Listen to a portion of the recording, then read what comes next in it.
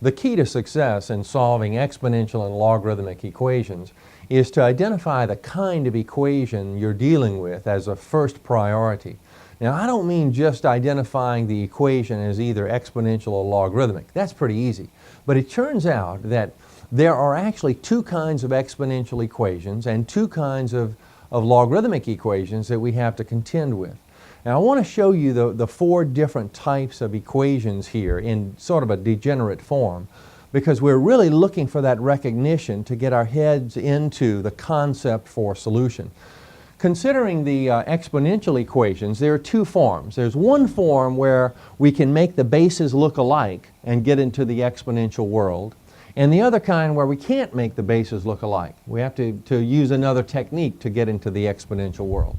All right. In this one, we can actually make the bases look alike by rewriting 64 as 4 cubed. And now that the bases are alike on both sides, we can set the exponents equal to one another and solve the equation. Now, there are some interesting techniques for making the bases look alike. We'll look at some in just a little bit. This generally is the easier of the two processes. All right, here, if we can't make the bases look alike, then in order to get into the exponential world, we use logarithms, because indeed the world of logarithms is the world of exponents. Now, there are a couple of right ways to do this. We could change this exponential form into a logarithmic form and proceed from there. Or we can take the technique of applying logarithm on both sides. Now, we can apply a logarithm of any base that we want to on both sides of the equation. But since we're making a calculation for a variable and we're going to presumably use the calculator contains either the common logarithmic base 10 or the natural log base e. So we would probably apply one of those logarithms on both sides here. I've elected to use the common log here on both sides. So just logarithm on both sides. You see, that's what we're doing. Now we use our various properties and manipulations to solve the equation. By the power property, x becomes the coefficient of log 2. Now, I think it's more appropriate to think of it right here, though, that log 2 is the coefficient of x. That is, log 2 is just a number in the calculator. So it's just a number as the coefficient of the variable, and we know what we do with those things. In other situations, we divide on both sides by that coefficient, and that's what we do here. We divide on both sides by log 2, leaving x, divide over here by log 2, and now we have a button push on the calculator to find x to be approximately 2.807. Now, we arrive at the same result in this problem if we go from the exponential form to the logarithmic form. And you might try that if you want to. Here, I'll show it to you right quick. It's very much equivalent to this situation. The log form of this, remember, is this. Let's see. We have the log base is 2, the exponent is x, and 7. You see, it seems to be very simple, but in order to evaluate this, we would have to go through that change of base idea. And for the change of base, it would be log 7 over log 2, you see, equals x. And this fraction is precisely the same fraction that we have right here in this other form. It's just a little bit different concept, going from exponential form to log form, or the concept of applying log on both sides. Very equivalent to one another, though, in the end. For logarithmic equations, there are two types. Now, they're pretty easy to recognize as well. One type is where we have the log of some quantity on one side and the log of some quantity on the other side. Now, the other type, just to contrast these two, this other type is the logarithm of a single entity, single quantity on one side, but a real number on the other side. And the approach is a little bit different on these two. Now, to arrive at these two forms, a lot of times in problems like this, you would have to use our properties of logarithms in order to consolidate several terms on one side or the other. Okay, when we have the logarithm of a quantity on both sides and the bases are alike, and that'll pretty much always be the case, we can just set these two values equal to one another. So we just set 2x equal to 36 and solve the equation to find x to be 18. So that's a pretty simple approach. With the log of a quantity equal a real number, though, to solve for x, we have to go into the exponential form. So we would write this logarithmic equation as an exponential equation. It would be 6 squared, see, base exponent equals 4x. Now solve this. 6 squared is 36. Dividing by 4 on both sides, we find x to be 9.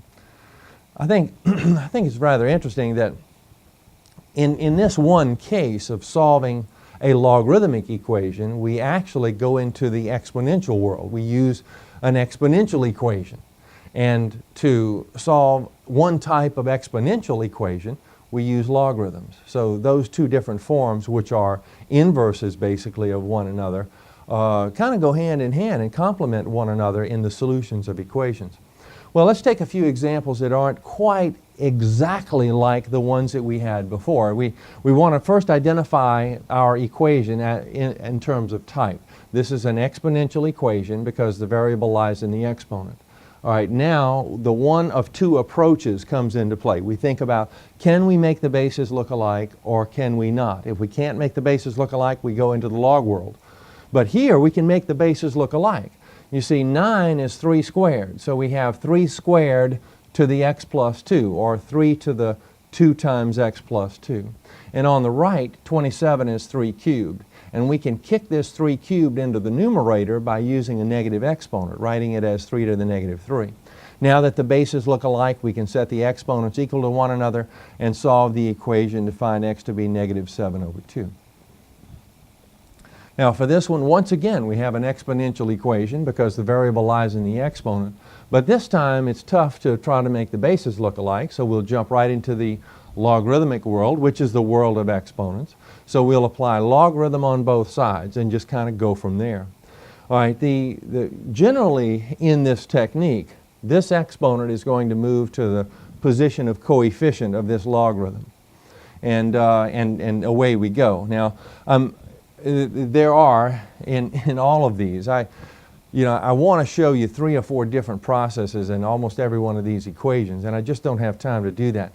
If you choose a different way to work these, it's perfectly all right. There are a lot of times 3 or 4 ways to do this correctly. One technique to use here, and I'm kind of using a fast track technique here, which is to get at the isolation of the x minus 3 as quickly as possible. This is just a coefficient. This is just a number. And so if I divide on both sides by that number, which I've done here, then I quickly isolate the x minus 3. Now another technique from this point would be to take this number and multiply it times each of the terms within parenthesis, which is using the distributive property. But I think that takes up a little more time and it's a little more manipulative in nature.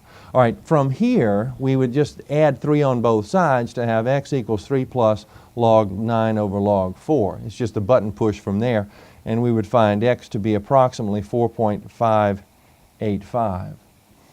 Now, a variation on this theme is this, that occasionally you'll find a situation where you have a coefficient involved with this base of the exponent where the variable lies.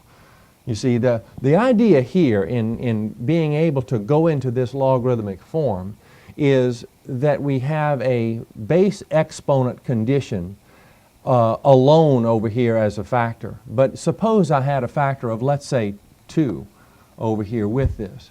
Then my first order of business would be to clear the 2. You see, I want to get rid of that 2 first, and then I would go into this technique. All right, here, the next example shows that situation. Here we have 2e to the x power equals 10. Now, don't be too concerned with the e business. It's just a constant, you see. It's just a constant that has an exponent with a variable in it. So we have an exponential equation here. Now, we'd like to isolate this e to the x power before we use this ideal logarithm. So we'll divide on both sides by 2, finding e to the x to be equal to 5. Now we want to apply logarithm on both sides. Now we can choose to apply the logarithm of any base that we want to. I'm electing here to apply natural log on both sides. And for a particular reason that we'll see in just a moment, this x becomes the coefficient of ln e. But you see, ln e is simply 1 because we know that when this base, understood to be e, you see, is the same as that number, that this becomes simply 1. So that's the beauty sort of using natural log when we have e as the base of our exponential function or equation. So at any rate, we have x is ln 5. Ln 5 is approximately 1.609. So we have our answer. Now come back over here for just a second. You might be thinking, well, gee, if it's appropriate to use ln over there because the base of the exponent was e, then why didn't we use a logarithm of base 4 right here? Because we would get that same benefit. Well, let's see what happens. Let's see what happens if we use log base 4. All right, we would have base 4 right here. We'd have base 4 right here. Now, this would indeed become 1. So this would go out and we'd have no need for all this business. All right, so we'd have x minus 3 equals log 9 in base 4. But what would we have to do to evaluate this? We would have to go through change of base, you see. So we would still have to write this as log 9 over log 4. And then we would evaluate it and add the 3 on both sides just as we did before. So at any rate, it's kind of an equivalent manipulation here. And I don't think it's really necessary to try to use a base consistent with the base of this exponent, a logarithmic base consistent with the base of the exponent in all of these cases. It is really, though, streamlining things when we have that base of e and using the natural log on both sides. The first thing we notice about this equation is that it's an exponential equation because the variable lies as part of this exponent. Our next task would be to clear all of the factors and elements on this side of the equation except for this base exponent combination. Now to do that, we'll first subtract 5 on both sides, giving us this, and then we'll divide on both sides by 2. When we divide here by 2, we get this. When we divide here by 2, we get 55. Now we're ready to make some decisions about how to attack this problem and get into the exponential world. It isn't reasonable to think that we can make the bases look alike here, so we'll apply logarithm on both sides. We're applying natural log because of this base e. So ln on both sides, this will give us the 2x plus 1 as the coefficient of ln e. Ln e goes out right quick. Now, with a little bit of experience in problems like this, we're not even going to write this ln e. You know, we're going to know that it's, as soon as this becomes the coefficient, that rascal goes out. So why even write it here? It's just unnecessary. At any rate, we have 2x plus 1 equals ln 55. Subtract 1 on both sides. Divide on both sides by 2. And then punching the calculator, we approximate the value of x to be 1.5. Here again, we have a situation where we have an exponential type of equation. We want to isolate this base exponent combination, so we'll divide on both sides by 32. Dividing on the right by 32, we get 20, and on the left we have the 1.5 to the x power. Now we would ask ourselves, can we make these bases look alike? Well, certainly not conveniently. So let's apply logarithm on both sides. I'm using common log now, so I apply common log on both sides. Now this x becomes the coefficient. And this then is just a number in the calculator, the coefficient of x. These are coefficients actually of one another, but we think about it for a solution as a number times a letter. We divide on both sides by the number. So we divide on both sides by this value, we get this fraction, and approximate it to be 7.39. Here's one that, we're going through a bunch of problems very quickly here, but I just want to show you the different looks that these equations can have and go through how we think our way through them, and particularly how to get into the problem at the front end. That's kind of what's important right here. Now here we see this as an exponential equation. The idea is to isolate the base exponent combination as a first order of business. But we have a bit of manipulation to do to accomplish that. And we see 50 times this binomial, and our first tendency from past experience might be to multiply 50 times the 3 and then 50 times this term as well. But you know, if we multiply 50 times this term, then somewhere along the line we're going to have to divide by that 50. So why not divide by 50 right here? You see, that will serve to isolate the binomial to begin with. So just dividing on this side by 50, dividing on this side by 50, the 50s go out here and we have 3 minus e to the 2x. On the right we get 2.5. Now we'll subtract 3 on both sides, and on the right we get negative 1/2. Now we want to clear the minus sign, multiply on both sides by negative 1, to get this. And now we're ready to apply natural log. So apply natural log on both sides, and we proceed as we normally would. Now the 2x becomes the coefficient here. The ln e is out of here. So we have 2x equals this, divide on both sides by 2, and approximate x as 35/100ths. Here's a really interesting problem. It's an exponential equation, and it has a couple of terms, though, that involve this base exponent combination where we have a variable in the exponent. The intriguing thing about it is that we can write this in quadratic form. Now watch this, this little routine. We can write this, separating the exponents as e to the x squared, then minus 5 e to the x plus 6 equals 0. Now this is quadratic form because, you know, in quadratic form we have, in our leading term, we have some variable to an exponent which is squared, and then in the next term, in our sort of first degree term, we have that same variable to the first degree. Well, we have that here. We have that. We have some variable, you see the x is variable here, some variable quantity squared, and that same variable quantity here to the first degree. I can emphasize it further by just doing this, if we want to see it that way.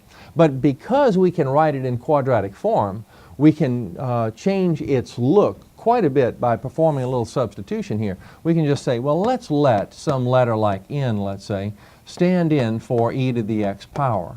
And then by making that substitution, it really looks like a familiar quadratic equation. You see, this becomes n squared minus 5n, then plus 6. And we can solve this for n by factoring. We get n minus 3 times n minus 2. And then the zeros become n equals 3 and n equals 2. But do we want to know the value of n? Well, n solves this equation. We don't need the value of n to solve our original equation. We need the value of x. You see, we're looking for that x that is in that exponent. So we have to substitute back. That is, if n is 3 and we know that n was substituted for e to the x, then we back substitute. Replace n with e to the x, and replace this n with e to the x.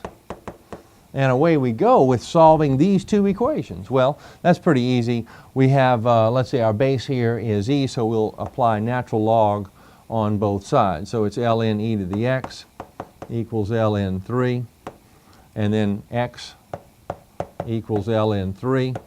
So x is approximately, turns out to be 1.1. And here, in a similar way, this is ln e to the x equals ln 2.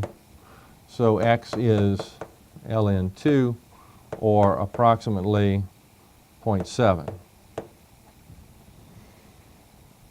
Let's turn our attention to logarithmic equations. You know, all of the equations up till now that we have dealt with after those 4 fundamental forms have been exponential, and we've looked at a lot of nuances. Well, now let's go through some nuances with the logarithmic equations. Here we have a logarithmic equation because we see a logarithmic factor here. Now, using the same idea that we did with exponential equations, that idea being that we isolate the base exponent combination. Well, with logarithmic equations, we want to isolate not the term, but the factor involving logarithm on one side of the equation. Now we do see here, and it's important to see, that we have a situation where we have logarithm only on one side and a real number on the other side. So one way to deal with this is to clear this 2 by dividing on both sides by 2. And when we do that, we get this, and then we go into the exponential form. 4 to this exponent is equal to x. And then, let's see, well, the fractional exponent implies a radical, and the index of the radical is the denominator of the fractional exponent, so this is the square root of 4 to the 5th power. Square root of 4 is 2, 2 to the 5th is 32, so x is 32. Now you might be thinking, what if we had taken a different tactic here?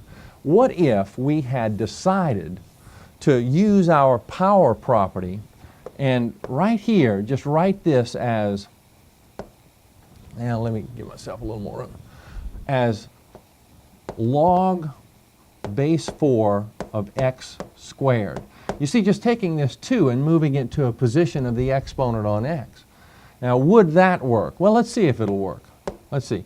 Now, we're thinking of going now into the exponential form, so we have 4 to the 5th power equals x squared. By the square root property, we know that if x squared is equal to some number like this, then x is equal to plus or minus the square root of that number, you see, of 4 to the 5th power. Now, we know that we can manipulate this rascal into plus or minus the square root of 4 to the 5th, so it looks like we're going to get the same kind of thing that we got before, but it's plus or minus. Now, what about this situation? Well, remember that we can take the logarithm of positive numbers only, you see, and so when we consider these as solutions, we look back here and we say the log of x. Can x be replaced with negative 32? No, so we throw that out and use only the 32. Anyway, it's just an alternate technique, but I actually think this one is a bit more efficient. In this next one, we have a rather similar idea, except we don't have a coefficient of this log of x plus 3, so we can go right into the exponential form. The emphasis here is that the understood base of the logarithm is 10, so the base of the exponent is going to be 10. So it's 10 to the 3/5 is equal to x plus 3. To isolate x, we subtract 3 on both sides, and now we simply jump into the calculator to make the calculation for the approximation of x.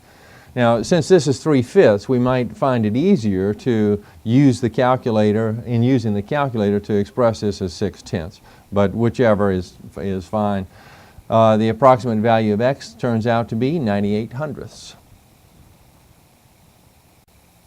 In this equation, we notice that we have a couple of terms involving logarithms on the left and a real number on the right. Our prescription, though, calls for us to have the logarithm of a single entity on one side and a real number on the other side. Well, we can create that situation, though, by using our properties of logarithms. We can bring these two together where we see that we're adding a couple of items involving logarithms, so we're using the product property. And this is the natural log then of the product of 2 times x. So natural log of 2x is equal to 3. Now we jump into the exponential world. We just go from log form to exponential form. Remember, the understood base here is e, so we have e cubed is equal to 2x. Dividing on both sides by 2, we find x to be this fraction. Now we evaluate using the calculator. And to access e, remember that with the calculator you press second ln. So second ln is e, and then it will prompt you to enter the exponent that appears on e. So enter the 3, close parenthesis, and then you may evaluate this by pressing enter and then divide by 2, or you can just divide by 2 and press enter to get the value of approximately 10.04. Here's another situation, and in this one we have a coefficient of the log of the single entity, the binomial here. So we would want to clear that coefficient. We divide on both sides by 8. And now we are in the condition that we need to be in order to go into the exponential form. So we would have, let's see, over here, e to that fraction, you see, as its exponent. So it's e to that fraction set equal to 3x minus 2. Now I'm showing this because I just want to show a little more complication in the matter of going from the logarithmic form to the exponential form. But it's handled conceptually in precisely the same way. It's really not that big a deal. It's going to be a big deal for the calculator, and when these things get more and more convoluted like this, the challenge becomes entering it into the calculator correctly. So let's see, we have e to this fraction, and then we want to clear everything but the x on the right. We'll add 2 on both sides to give us this. We'll divide on both sides by 3. And now we need to enter this fraction into the calculator, you see, and that becomes a greater challenge than any of the other parts, possibly. At any rate, we find x to be approximately 1.07. Here's another one now. Notice that logarithms appear on both sides of this equation. And the technique then for solution is to create a situation where we have the log of a single entity on one side, the log of a single entity on the other side, and then we set those single entities equal to one another. So it kind of works like this. We bring these two together using the product property again. This is the log of 2x is equal to the log of 36. And now we can set 2x equal to 36 and easily solve for x. Now, the situation works exactly the same, even if we add the extra seemingly confusion of maybe a base of, let's say, 7. You see, even if it's base 7, it's not a big deal because we're just going to set 2x equal to 36. The 7 is just not a non-entity, a non-factor here in solving the equation. Now, you might be thinking, well, you know, we can change this into a different kind of problem. We could change this into a problem where we put all of the terms involving logarithm on one side, and then we can solve using the other technique. Well, I wonder if that would be more or less efficient. Let me take the 7s off. It doesn't make any difference, but I just don't want to keep writing them and having to remember to write them from step to step. So I'll just use this. All right, now here's what I'm talking about. I'm going to kick this term to the other side. Let's see what happens. We have log 2 plus log x minus log 36 equals 0. Now we can bring these together as the logarithm of a single quantity. So it's the logarithm then of, let's see, 2 times x divided by 36. You see, it's this equals 0. And now we can go into the exponential form. Base exponent, so we have 10 to the 0 equals fraction 2x over 36.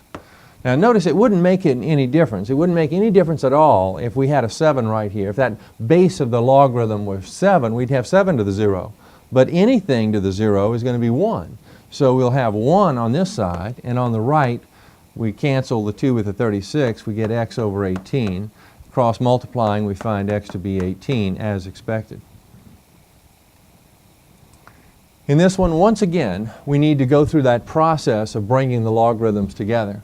And a rather interesting equation will emerge out of this. You see, we don't know where this is going at first glance. We know that we're going to go, we're going to use this technique of consolidation on the left side, and we know that we're going to change it into an exponential equation.